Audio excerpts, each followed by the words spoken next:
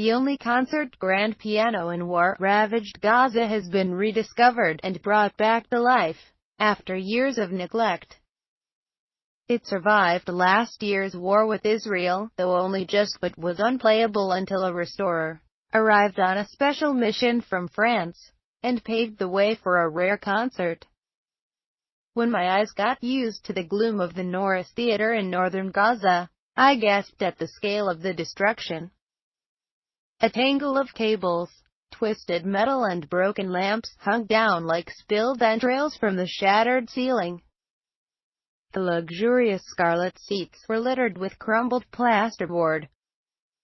The theater, one of very few in Gaza, had been expensively refurbished just months before a rock landed a few meters away during last summer's war with Israel.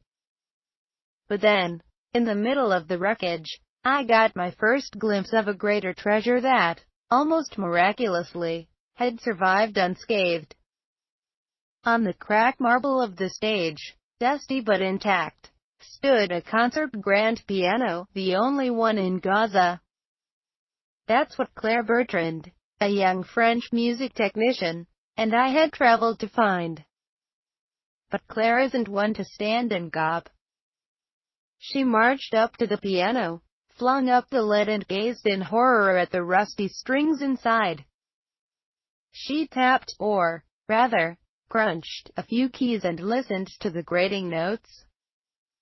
"This is not a piano," she muttered. "Everything is dead. There's disagreement about how exactly the instrument got there. It's a Yamaha, and it's believed to have come from Japan. But was it, as some say, an official gift from the Japanese government to the Palestinian Authority? Or was it, as others imagine, an instrument brought by a Japanese diplomat for his daughter to play, and left behind?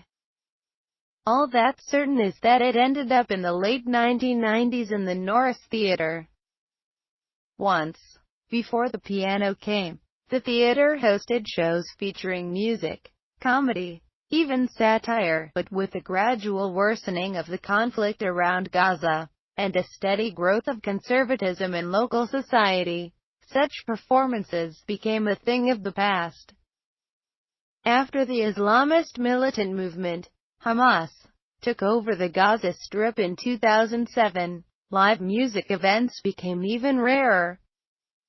The piano was stored out of sight, largely forgotten and uncared for, until, 2 years ago, it was rediscovered by Kamas Abu Shaban, the administrator of Gaza's music school, and Lucas Byrne, the founder of the Brussels-based charity, Music Fund, which sends instruments to Gaza and other places around the world where they are needed, and trains local people to repair them.